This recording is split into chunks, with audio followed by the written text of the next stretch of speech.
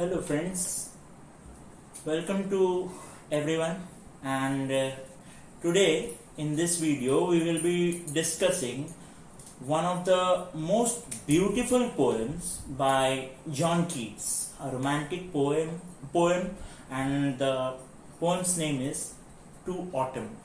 It is an ode and it is a part of the trilogy which consists of three odes. They are To Autumn, Ode to a Nightingale, and Ode on a Grecian. And to be very frank, this To Autumn is one of my personal favorites. Autumn or the fall season, we know, is a harbinger of the upcoming winter season, which signifies cold, death, lifelessness, and it is compared to the spring season in this poem. Spring, we know, is the season which we call the king of seasons, but autumn is no less beautiful. Autumn has its own charm. It has a sweet music of its own, and that is what has been told in this poem. So, if we look at this poem is replete with a number of imageries, different types of imageries which evoke different senses, all our senses, and this is the speciality of Keats. He touches all our senses. Emotions have been expressed in such an exquisite manner that we fall in love with this poem. So, without wasting any more time, I'll read the poem out and then we will see everything in detail and we will see how this poem is a masterpiece. Okay. To Autumn. Season of mists and mellow fruitfulness, close bosom friend of the maturing sun, conspiring with him how to load and bless with fruit the vines that round the thatched eaves run, to bend with apples the mossed cottage trees and fill the all fruit with ripeness to the core, to swell the gourd and plump the hazel shells with a sweet kernel to set budding more, and still more, later flowers for the bees, until they think warm days will never cease, for summer has overbrimmed their clammy cells. Who hath not seen thee oft amid thy store? Sometimes whoever seeks abroad may find thee sitting careless on a granary floor, thy hair soft lifted by the winnowing wind, or on a half-reaped furrow, sound asleep, drowsed with the fume of poppies while they hook. Spares the next sweat and all its twined flowers, and sometimes like a gleaner thou dost keep steady thy laden head across a brook, or by a cider press with patient look thou watchest the last oozings hours by hours. Where are the songs of spring? Where are they? Think not of them. Thou hast thy music too, while barred clouds bloom the soft dying day and touch the stubble plains with rosy hue. Then in wailful choir the small gnats moan among the river sallows borne aloft, or sinking as the light wind lives or dies, and full-grown lambs loud bleat from hilly bourne, hedge crickets sing, and now with treble soft, the red breast whistles from a garden croft, and gathering swallows twitter in the skies. So you must be observing while I was reading out the whole poem, such beautiful lines, such beautiful imageries. You could make a picture of your own. Whenever you read this poem, a picture gets automatically painted in your mind, and it's such a beautiful one. Okay, now I'll be discussing this poem, I'll be analyzing this poem line by line. And since it is a romantic poem, and I think this poem fits into the romantic tradition very well, because the nature had been the center point around which the romantic poetry revolved, I would say. Wordsworth, he was obsessed with nature. Keats, he discusses nature. Keats, however, the style of Keats in representing nature is a bit different, but it's above all, it's very beautiful. So let's start the line by line discussion. Season of mists and mellow fruitfulness, close bosom friend of the maturing sun.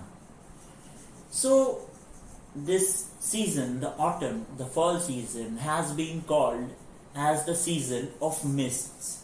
We can observe mist falling when we are awake in the dawn. We can find mist all around, and we can experience that, and it's such a pleasure. Mellow fruitfulness. So as I told you, this poem consists of a number of imageries, but there are some points where the poet does not deliberately use the images. Like here, the poet does not use the word yellow to project the color yellow in our minds. He uses the word mellow. Okay, so season of mists and mellow fruitfulness. So when a fruit is ripe, it's yellowish in nature, but he does not use the word yellow. It's mellow. Okay, so the pronunciation, it reinforces the idea of that color yellow in our minds. Okay, and close bosom friend of the maturing sun. So Keats calls this season, the autumn, to be a very close, a very intimate friend of the sun which is mature. Okay, and then he says, conspiring with him how to load and bless. So now he tries to paint a picture where the sun and the autumn, the two friends, the very close friends, have sat together and they are planning. They are thinking, let's do something interesting. What to do? To bless, to load and bless with fruits the vines that round the thatch eaves run. So what are the thatch eaves? Thatch eaves are, the edges of rocks. Okay, so the vines which grow around the edges of rocks, how to load them with fruits, how to load them with fruits, and how to bless them with fruits. They are laden with fruits. So this autumn is a season of bountifulness. Okay, everything is provided to us in its a season of bounty. Okay, then in the next line we have, to bend with apples the mossed cottage trees and fill all fruit with ripeness to the core.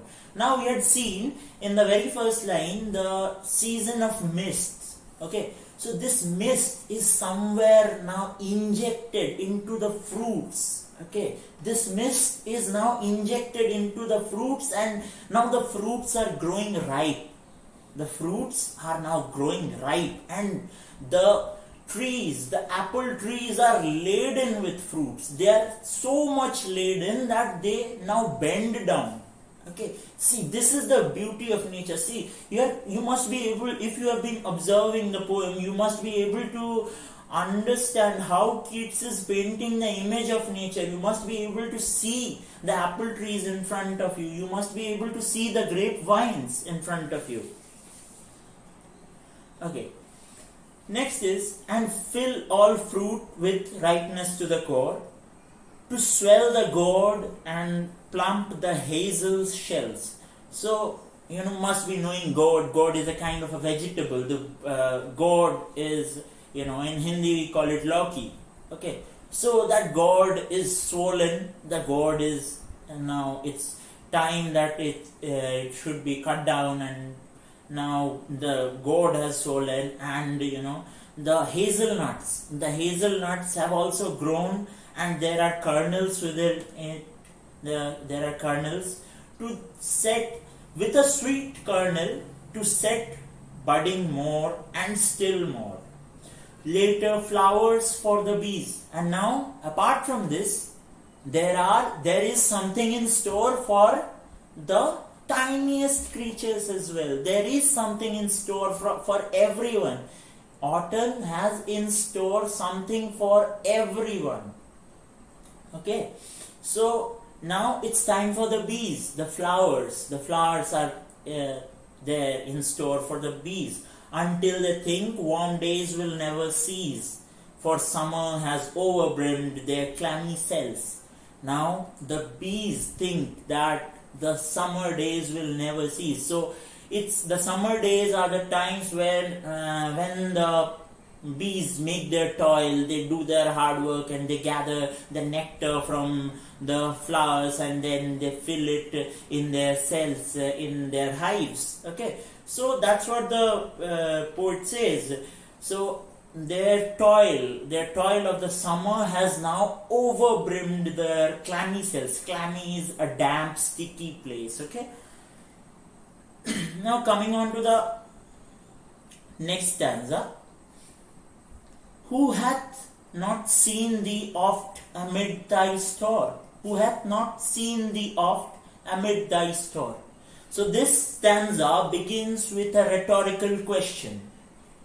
Now you must be inquisitive about what is a rhetorical question. So a rhetorical question is not a typical kind of a question that as we ask in a typical kind of a question, we look for some sort of information, okay, to the listener. We ask for some information. So a rhetorical question is not that kind of a question. Rather, it is a question, it is a kind of a sentence, it is a kind of a question which reinforces an idea into the listener's head. It is a kind of a question which is an expression, it is a kind of a greater expressive force which reinforces, the idea of something. That is a rhetorical question.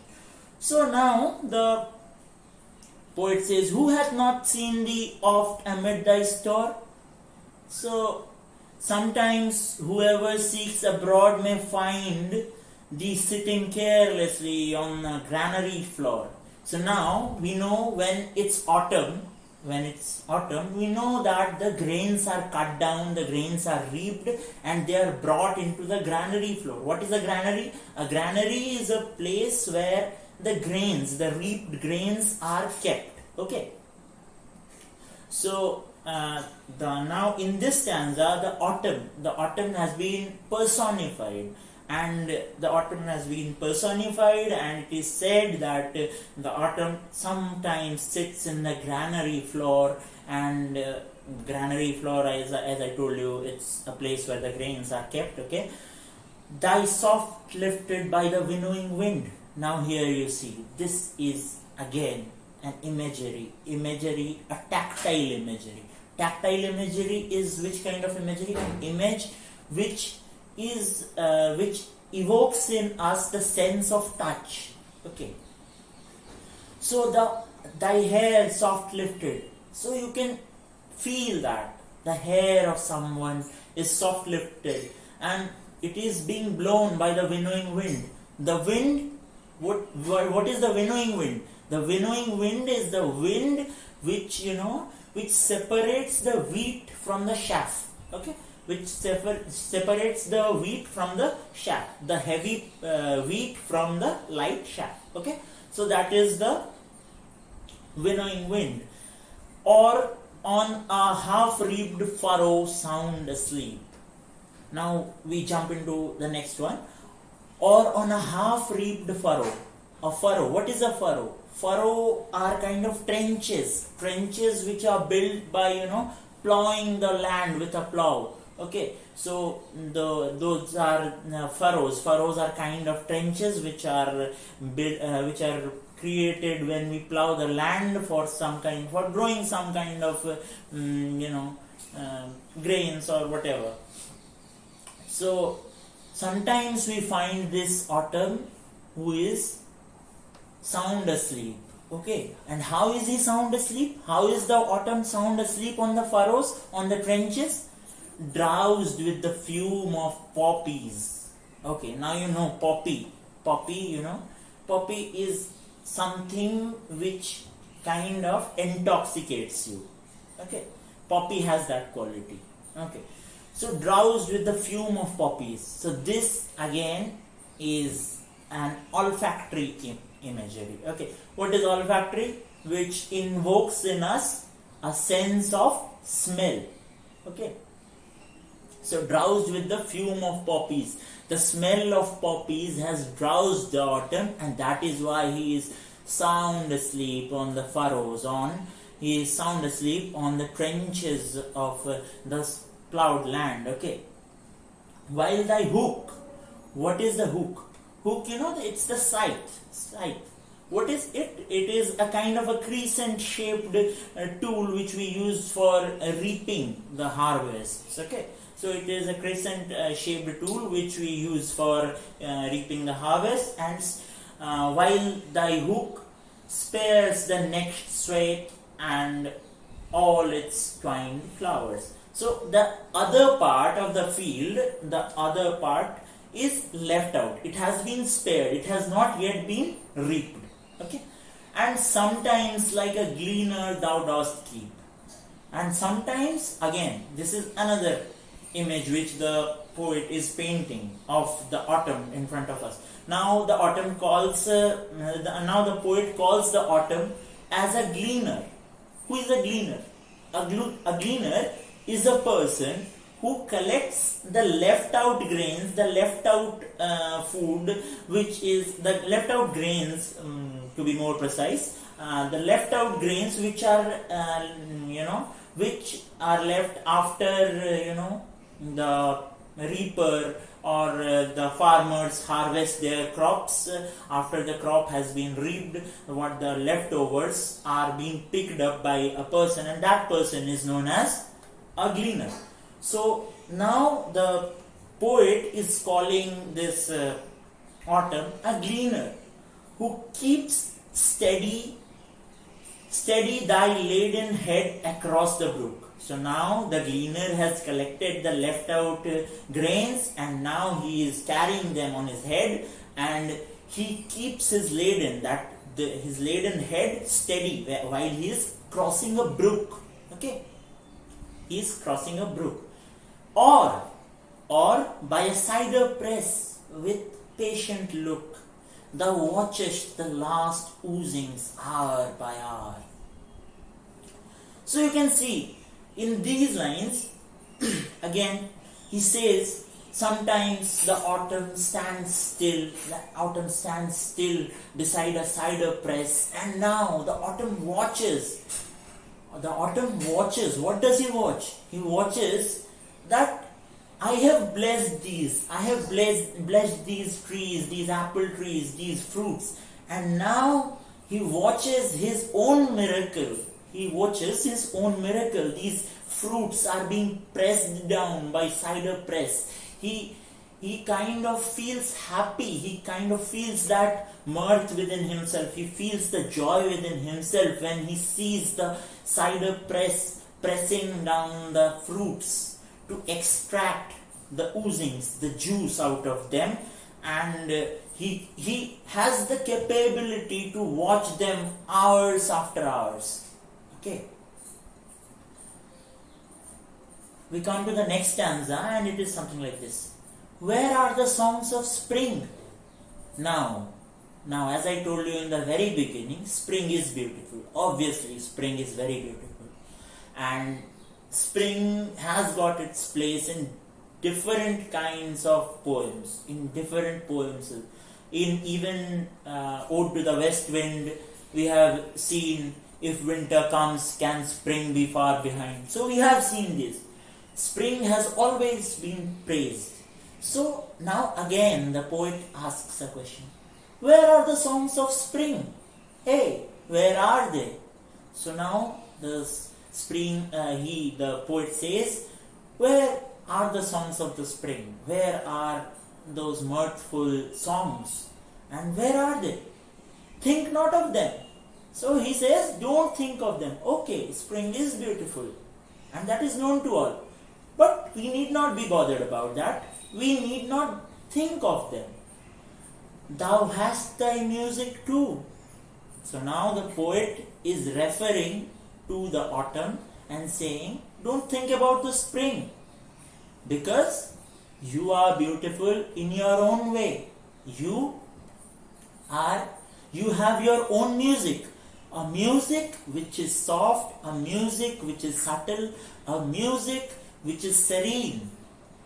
While the barred clouds bloom the soft dying day. Now the clouds, the flocks of clouds, they bloom the soft dying day. So how do they bloom the soft dying day? Bloom the soft dying day means to color with a soft tint of or a glow. Okay, so we read the next line, then it will become more clear. While barred clouds bloom the soft dying day and touch the stubble plains with rosy hue. Now see, this time we see in the spring there is the splash of colors in the nature, but that is not the case with autumn. Here the clouds they do paint the sky, but with a rosy hue, with a very soft hue. Okay, they touch the stubble plains. So stubble plains are the remaining stumps of grains, that are left after reaping. Once the crops are reaped, the small remaining parts of that plant, they are called stubble. Okay. Then in wailful choir, the small gnats mourn. See, again, here it is the auditory image. Okay. Wailful choir, the small gnats mourn. So it's a choir of, gnats. What are gnats? So gnats are small flies, they are small flies, and they fly in swarms, and they make a particular kind of a noise. Okay, so they are that noise seems to be a kind of mourning. Okay, so they then in a wailful choir the small gnats mourn. This is as I told you, it is an auditory image. Among the river sallows are willow trees. Okay, so where do these gnats mourn? Where do these gnats continue to sing?